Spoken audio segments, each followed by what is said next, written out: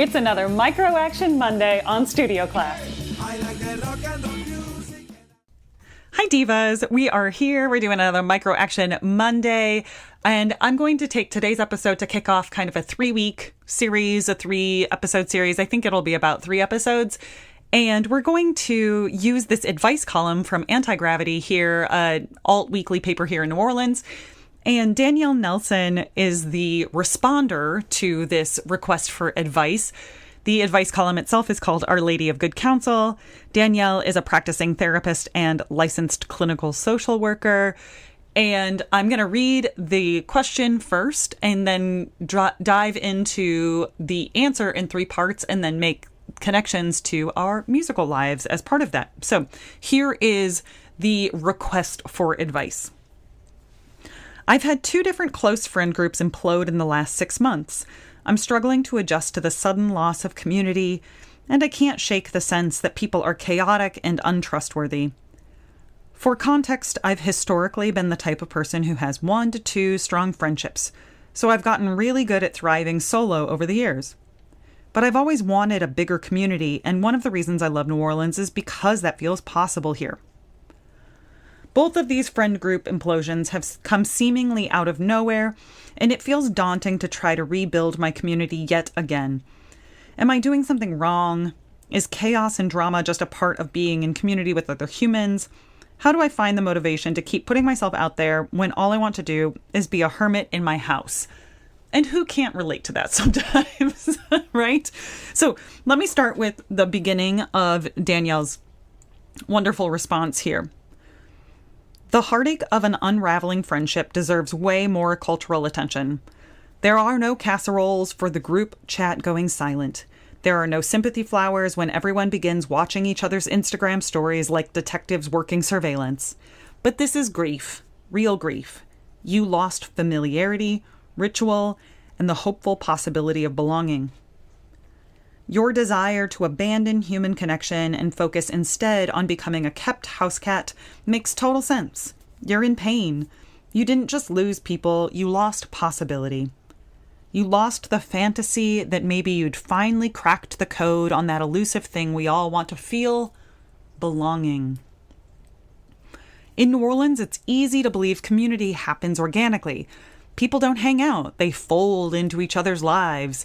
Neighbors become co-conspirators, bartenders become family. Someone you met outside smoking is the person who helps you move a mattress 3 months later.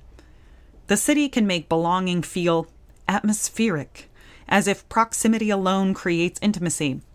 It's a lovely notion, but at the end of the day, community isn't ambient. Community is infrastructure. And as New Orleanians know all too well, infrastructure is fragile. So that's the first part of Danielle's response. And I just wanted to take that as a jumping off point, as a prompt for us for our Micro Action Monday to think about community as infrastructure.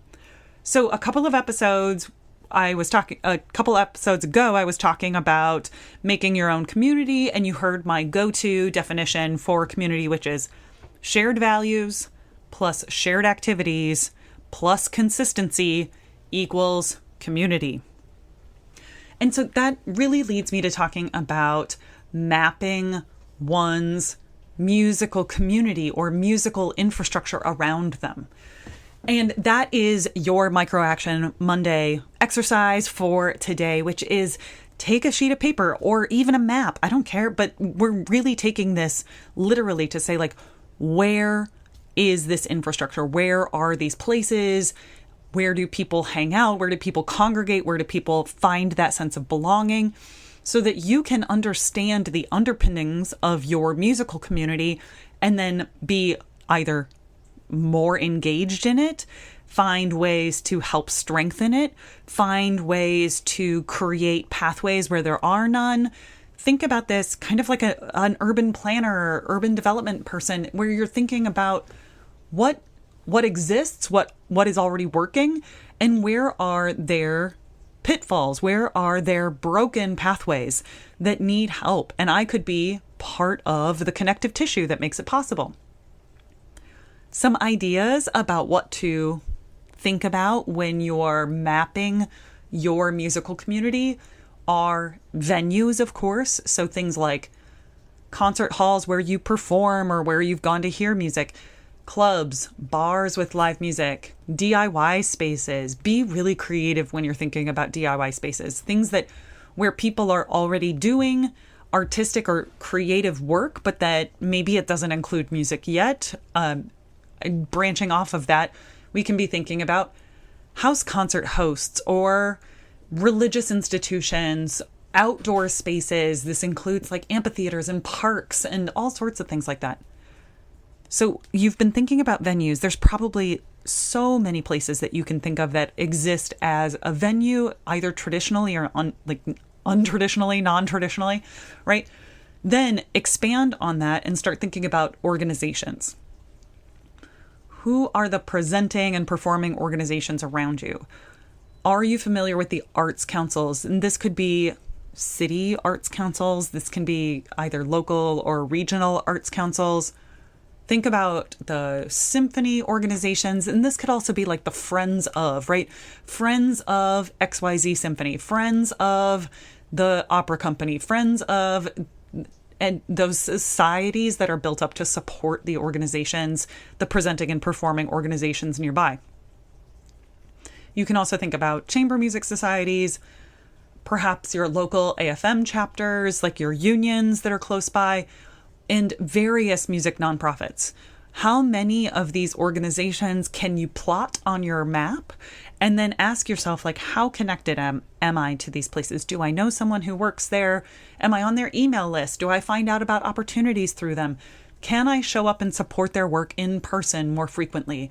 Can I donate if I have a little lanyap? Do I have a little bit to give to make sure that this is something that I'm supporting, right? The next part that I'm thinking about are educational institutions. So we might be thinking about higher ed, sure, universities or conservatories, but don't forget to think about K-12, think about community music schools, think about private teachers, private studios, youth programs, summer camps, things like that happen. Then I'm going to branch out and think about media and visibility. This is an extremely important part of the ecosystem because there's so much good work that's happening, but we have to amplify the information and we also have to reflect back on it. So it's really important that we're thinking about who is doing local music press. And this has changed, oh my gosh, so dramatically, right? The people that are doing local music coverage is changing all the time. So you can't just think about it like one time and then be done. It's really about developing those relationships with radio stations or podcasts or blogs or social media accounts like Instagram or TikTok, and really focusing on who talks about local arts, right? So you might surprise yourself here as well, where there are folks who are running those accounts and maybe they have a local focus and partially what they cover is arts, but they also cover other things. The next, I want you to think about funding. Who is funding arts and culture in my immediate area? Where are the city and state and foundation grants coming from that are supporting these local institutions? Who are the individual donors who are making this possible? When you go to performances and you see in those programs, you have an entire list of people who are supporting and want to show their support for local arts and culture, whether that's on the foundation side with grants or the individual donor side. You could even think about corporate sponsors. Who's showing up? Who's putting their name and their resources behind the work that's happening in your immediate area? Maybe we can also think about crowdfunding communities, but this could also look like giving circles, philanthropy cohorts, those kinds of things. Next, we're thinking about professional services. So this is like, are there booking agents, managers, publicists that are working in your immediate area? They might be freelance. They might be part of an agency. They might be embedded within an institution. And thinking about recording studios, rehearsal spaces, instrument repair shops, sound engineers, photographers, and videographers. Think about all of the people that you work with that have adjacent businesses to arts and culture because the work that they do makes it possible to do the work that we do, right? So who do you know that's doing that? That is an integral part of your musical community infrastructure. Next, we're thinking about community connectors. I like to think of this as like, okay, open mics or like jams. This is where other activities that coincide with music community. For example, I'm part of a group here called Move Your Brass, which is a community wellness program, but started by a musician. So it is both wellness and music community in a lot of ways. I'm thinking about festivals. Again, house concerts. I'm always going to come back to that, given that I ran a house concert series way back when. Also, listening rooms. This is kind of an expansion on the venues idea. What's functioning as a venue? What's functioning as a listening room? Don't forget about digital infrastructure. This is just as important as the in-person, the physical spaces that we're inhabiting. So digital infrastructure, local event aggregators and calendars. I'm always going to shout out Live Music Project here. So please submit your concerts to the Live Music Project. But this is also things like Facebook groups or Discord servers. What are the email lists that you need to be checking for opportunities for a greater awareness of your music community infrastructure? This is also ticketing platforms. Like, I know we all want to move away from things like Ticketmaster, but who else is doing it but doing it well, right? We can't get rid of it's totally fine to get rid of these things in your life. It's fine to get rid of Ticketmaster, but what are you going to replace it with? Who is actually doing this in an ethical way that supports your music community? Find those people who are making those tools and then support them by using their platforms when you're going to create events. And obviously just people networks. Think really quickly, who do you think of as the mayor of your arts and culture scene, right? And this could be somebody that you know, right? This is somebody that you know of, but these are presenters, curators, fixers. This is the person that everyone calls. Everyone calls because they know what's going on. So that is your Micro Action Monday activity for today, which is to think about mapping your music community infrastructure. And then take that one step further and say, what's working well?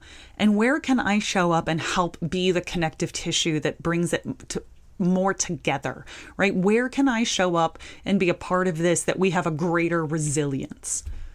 And that's it. So catch us next week. We're going to continue talking about this with the next part of Danielle's response to this wonderful question and how it relates to our musical lives. And until then, stay sparkly inside and out.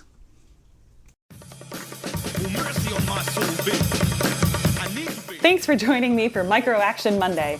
Again, I'm Megan Ihnen, and you can find me on all the socials at Mezzo Ihnen. That's IHNEN. Did you know that studio class is part of the Sybaritic Singer? It is. And if you liked this episode, you're going to love my 29 Days to Diva series. That's on SybariticSinger.com.